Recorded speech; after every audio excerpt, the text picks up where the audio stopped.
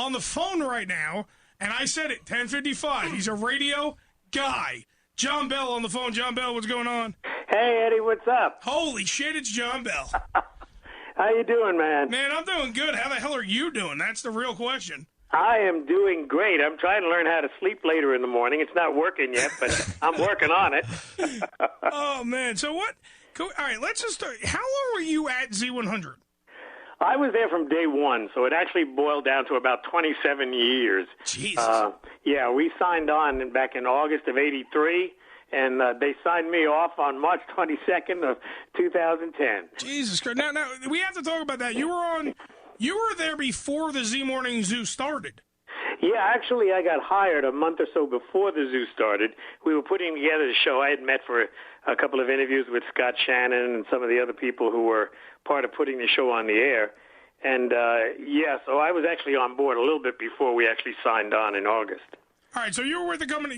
Now, how long were you with Clear Channel in general? Just for the third? You only worked at Z100? Well, no, before Z100, I was at WVNJ in New Jersey. That was a Sabre broadcasting station. And I was at WPAT. But Clear Channel, I think, has owned the station about 12, 15 years, something like that. All right, now see, the reason why we have John on is because he's been a mainstay in the mornings for 30-plus years. John was unceremoniously released, whatever technical term. Now, wait a minute. There was some ceremony to it. They called me into an office.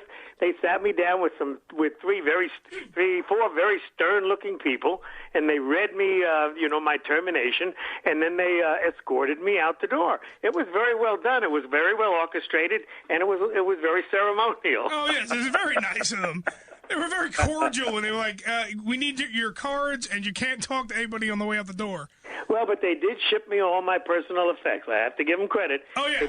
They boxed up everything, and a few days later I had boxes up to the ceiling with stuff that I had accumulated in all those years. But see, John, that's what I'm talking about. I was not even a pimple on the ass of Clear Channel when I got shit canned when they let the 2,000 people go a while back, and they sent me all my shit. And I had a lot of shit in my cubicle. And now your 30-plus year career, which I know that they moved to the multiple buildings that Z100 was at because we're in one of your old buildings right now. You had to have mounds of historical shit. Oh, man, you should have seen the stuff. There was stuff in there I didn't even remember. And there were pictures of me I've been trying to forget. There was so much crap in there, it wasn't funny.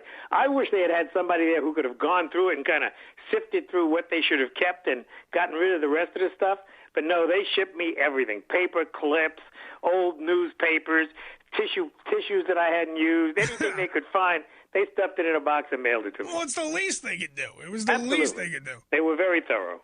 Well, see, that's it. Now, all right, can you take us through, because a lot of people, by the way, if you want to talk to John Bell, John, would you take phone calls if we get them in? Oh, sure. 201-332-5983 and 5984.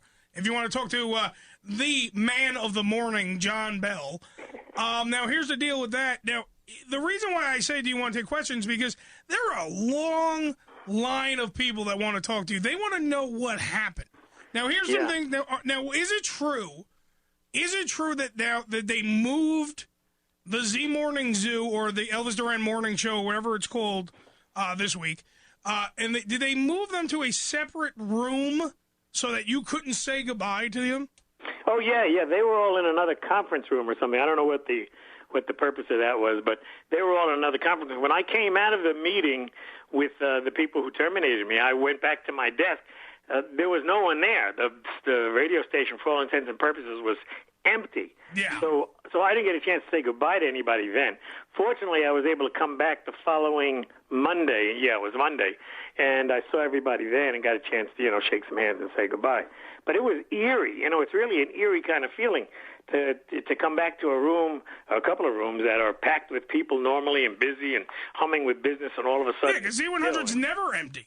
Oh, no, It's never empty. You ever freaking Elvis Duran has a cast of like 137 people on that show. Well, maybe they were afraid I was going to punch somebody out or something. I don't know.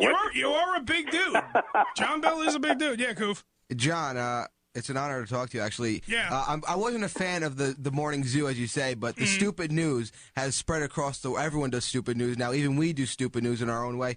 It's an honor to talk to you for that reason. But it's a great feature. It's a great feature. Yeah. I'm curious. Do you have any ill will towards Elvis Duran and the crew for not really standing up for you? Because I'm sure they could have some say and help bring you back or something along those lines. Well, the truth is, I don't know what actually went on. I'm sure.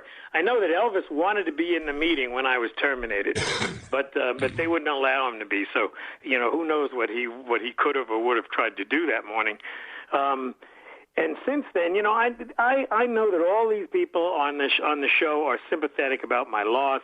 Whenever I get a chance to talk to any of them, they all, everybody expresses their sorrow and how much they miss me and all that. So I really, I don't know what went on behind the scenes before I actually left. I have a feeling that those people who could put up a fight probably did. Those people who didn't care probably didn't. Now, but is there anyone there that, because like I know I'm just going to throw out names because these are people I know because I used to work at Clear Channel. Men like Tom Pullman, Sharon Dasher.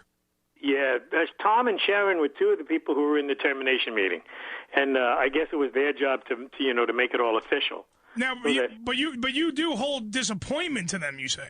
Well, you know what? I got to be honest with you. Let me tell you how I felt. Okay. When you've been in a place for 27, or more years, no matter what's going to happen to you, you figure that people are going to sit down and say, "Hey, John, look, I'm really sorry, man. Man to man, this is what we got to do. That kind of thing." But companies have become so corporate now that you don't even get that. I mean, I've known Tom for years. Yeah. I've known Sharon for years. And I would have felt better if they had been able to say to me, "Hey, look, pull me aside, pull my coat." You know how you do with a buddy or with a friend when you got to give them bad news? You kind of soften the blow a little bit. I think, though, that the corporate ethics, or ethos rather, has gotten so tight that people can't be human anymore. Absolutely.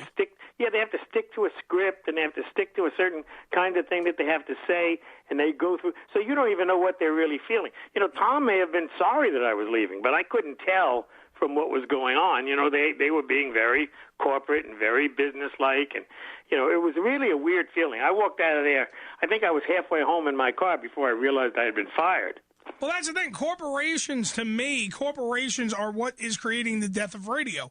I mean, terrestrial radio, we're not on it, thank Christ, because we have here at Goom, we have the ability to open up our mouths and say actually what's on our mind. Like I could say Clear Channel sucks my balls. I could say that. Mm-hmm. Whereas in other places you can't say that. Now, to me, the corporate structure ruined radio because they wanted to make everything the same. Like Elvis is on in God knows how many syndicated areas that he's on. Mm-hmm.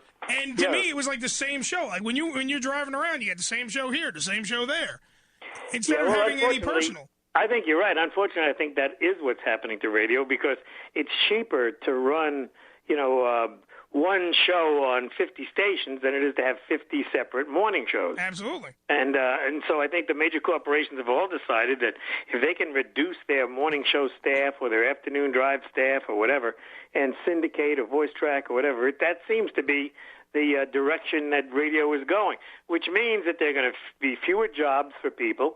There are going to be fewer talented people in radio. Mm-hmm. It's going to become more kind of homogenized. You'll have 5 morning shows, perhaps, that'll do the entire country, because they'll be syndicated in and out.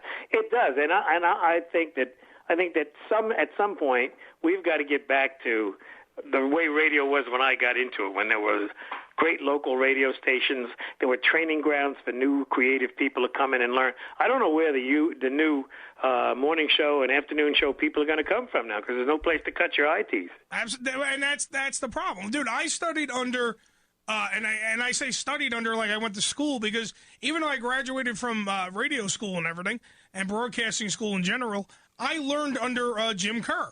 Absolutely, that's the way to learn. Yeah, you learn under the greats that came before you. Be it Elvis Duran, he's obviously an icon. Absolutely. You know what I mean? John Bell, another gentleman, yourself. You know what I mean? Like you're an icon. But that's what they're leaving out for the next generation. My generation, quite frankly, kind of gets the shaft in radio because radio. I mean, you can probably attest to this. Radio sometimes doesn't get the fair shakes that it deserves. It doesn't. It gets looked at as like a medium. Absolutely, we're low men on the totem pole. Yeah, and there's no doubt in my mind that Elvis reaches more people than the local news. Absolutely, and you know what? And he provides more entertainment, and if you are interested in radio, spending a couple of months working with him in a studio, you see, when you syndicate a show, all you hear is what is actually broadcast on the air if you're working at that local station. When you learn radio, you learn it by sitting in the room with these guys while they are putting together their next break, while they're talking about their reaction to the last phone call we had. You find out what techniques work and why they do the things that they do. For example, Scott Shannon was one of the guys who I learned more from about radio than anybody else. True. He wasn't the kind of guy who taught you stuff, but if you sat there and watched him, you could learn a lot about radio. Well, see, that's the thing.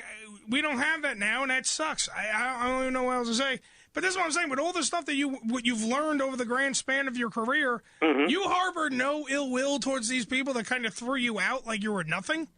You know, it's not a matter of ill will, because I learned, I guess several years ago, that once the corporations began moving into radio, that the whole scene was going to become different. It wasn't personal. When I got into radio, I could walk down the hall and talk to the owner of the radio station. Yeah.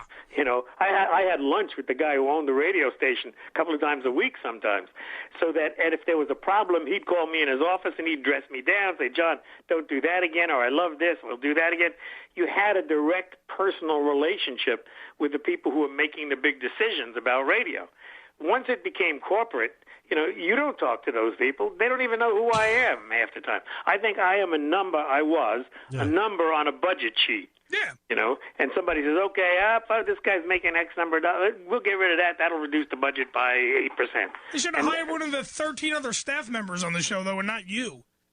Well, because you know what? I think that I made one of the cardinal mistakes of my own career. What? Let me tell you what my career was based on all those years. All right. I always figured, first, I didn't want to have my name on the show.